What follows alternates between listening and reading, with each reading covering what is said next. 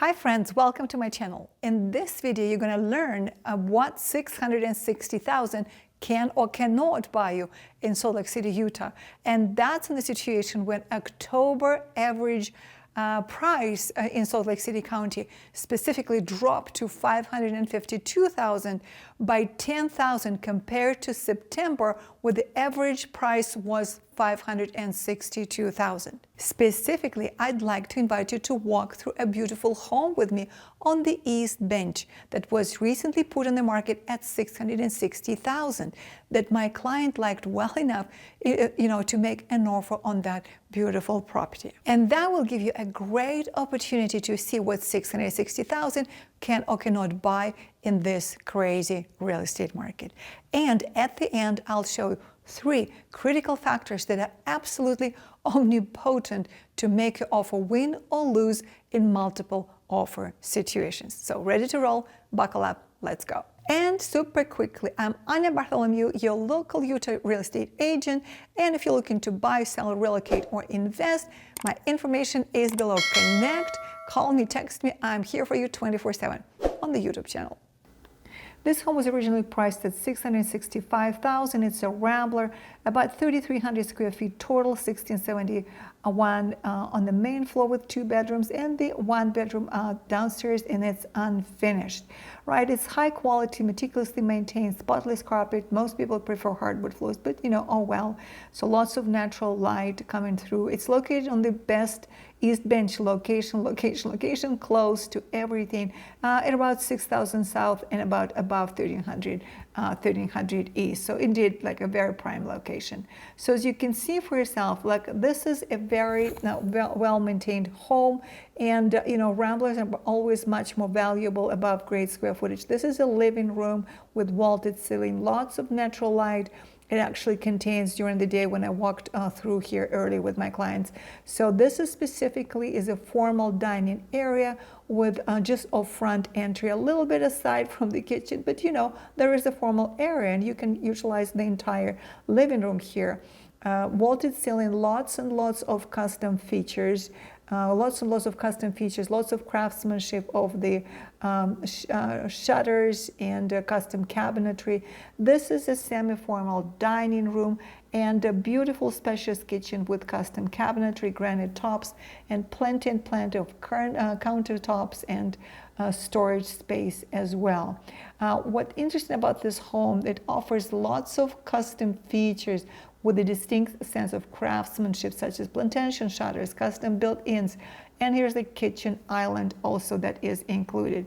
Now what comes to mind as you walk through the house, that indeed, what is the sweet spot between the well-maintained and the fact that the home was built in 1978, therefore we're looking at old electrical behind the walls and plumbing, and even though the roof is only 5 years old, well, it may not be a good idea, and that's point number 1, to waive the inspection, because maintenance might be a much higher risk. Therefore, inspection on this property is mandatory, and therefore you still can make it 24 hours inspection and can meet the deadlines. But not having inspections that come with surprises can come at a very, very high price. Now, the location is amazing. The neighborhood is really, really great. There is definitely a sense of one main floor living, because you have your laundry here on the same floor, and you have just everything you need right here, right now. The neighborhood, as I was mentioning, and here's the custom cabinetries you see right off the door there as well. So the master suite is located on the same floor, and here's the area for 2 bedrooms for that Rambler. One to the left that's converted into an office, very cozy, very just right office, and you can, the views are really nice because the neighborhood is very, very nice. But again, you can convert it into the office. It's officially a bedroom because there is a closet and a window here as well, so it qualifies for a full bedroom. And there are another very, very nice feature is that specific bedroom has its own full bathrooms. And that's not very often to find, and therefore, again, the fact that this home is really built with attention to detail and to the custom taste of the previous owners is very, very, very enticing. So now from here, we're going to walk into the master bedroom. It has a lot of old-fashioned furniture, so just ignore it and just trust me that the square footage of the bedroom is actually very, very, very good. It's a very good size master bedroom, and during the day it's gorgeous. The light is coming in, the yard is very beautifully professionally done, and you're going to see a beautiful maple tree right off the window. Talking about the yard, it's about 0.15 acres, which is not too big, not too small, but the fact that it's just so beautifully designed really speaks for itself and probably really adds a lot of interest from potential buyers to this property. Here is the very well crafted towel shower, and it's, you know, there was a bathtub definitely converted into a shower, but it's very well done, very professionally done with attention to detail again. So every feature is very, very nice, and this home will serve well for many, many years to come. The cabinetry is beautiful, the tile floor is solid. So in terms of high quality, this home is indeed very, very, very high quality. Now, what we want to know about it is, like as I said, this home got lots and lots of offers, but the question is, how do you really estimate the value of the home if the basement only 70% finished? So here is the master bedroom that is finished, and it could be converted. It's actually very well, can be very well used as a living room in the basement, or a family or a movie room. Absolutely, but then it will make a very quite expensive home already, only 2 bedrooms. So, you know, it just, of course, you can customize it to your family needs, but adding another 70% of the basement and finishing that up could probably cost you close. It's about $200 per square foot minimum. So, you know, it's a lot of money to bring this home to a full basement. Yet, if we do appraisals, as you know, the appraisal will appraise the upper floor at a much, much higher value. So here's more attention to detail that we already talked about.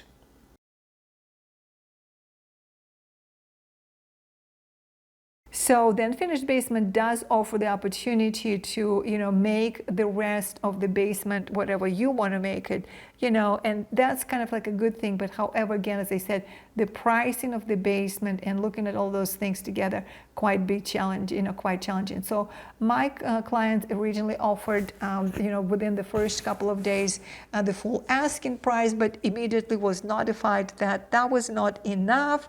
And therefore, you know, we needed to decide whether we're going to bid higher or not. And that's why at the end of this video, after this walkthrough, I'm going to offer you the considerations that we were looking for to make that decision. So for any multiple offer situation, and even like for non-multiple offer situation, it's really important to go and optimize 3 important winning multiple offer strategy. And that would be, you know, of course, after you looked at the house and you decide it's worthy for you to make an offer, it fits your criteria, you've got to do 3 steps right. Number 1, you've got to hire a pro to do a research.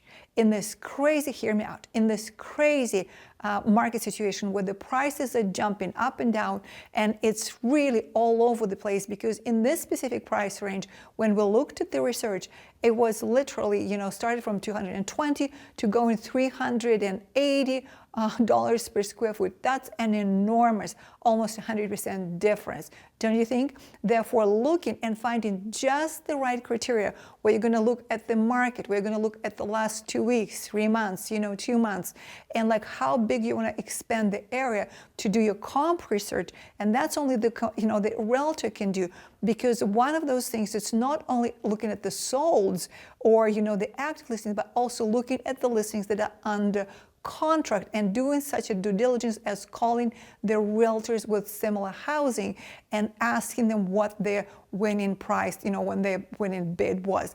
Because, as you know, those prices are not openly disclosed yet until the property is sold, and that's a big secret. For this specific house, as I was doing my research, just what I've just outlined for you a moment ago, I actually determined for this specific house the price should be around, the average price should be around $720,000. Therefore, the strategy when the listing agent is underpricing the property to create and stimulate bidding wars is very, very, very prevalent in this market, and therefore determining really the true value is actually very, very important.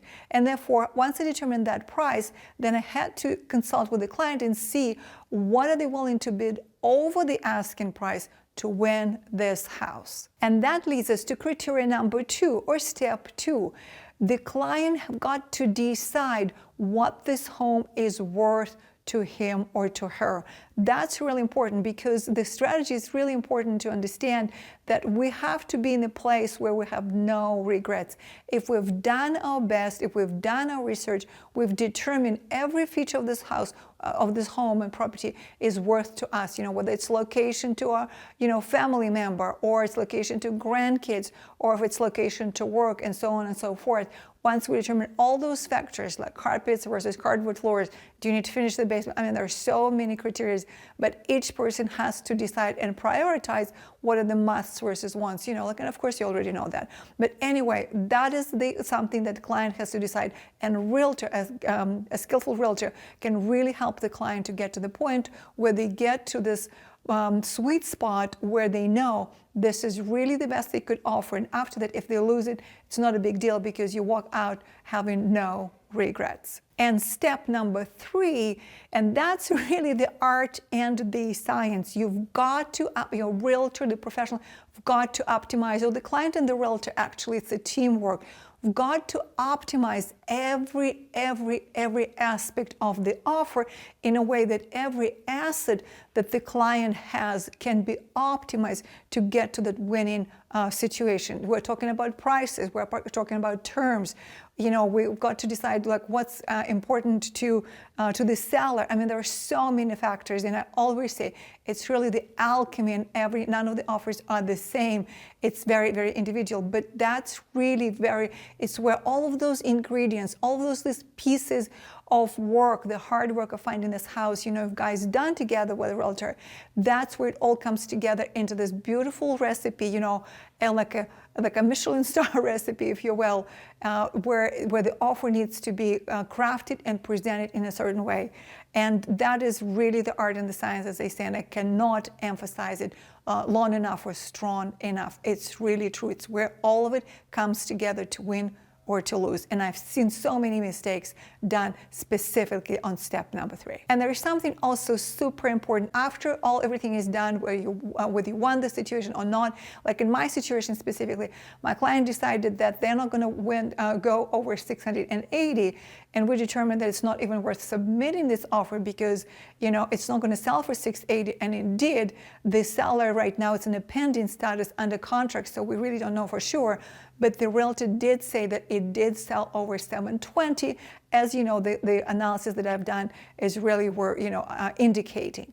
And therefore, the last step, the after game, you really have to analyze what you've done, what worked, what didn't, right?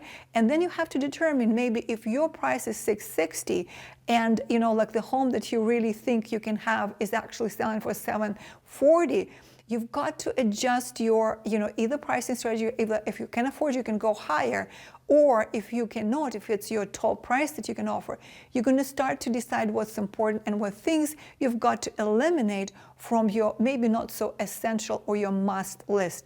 So you have to reconsider and really start playing the game that you can win, after, of course, those 3 factors are done appropriately.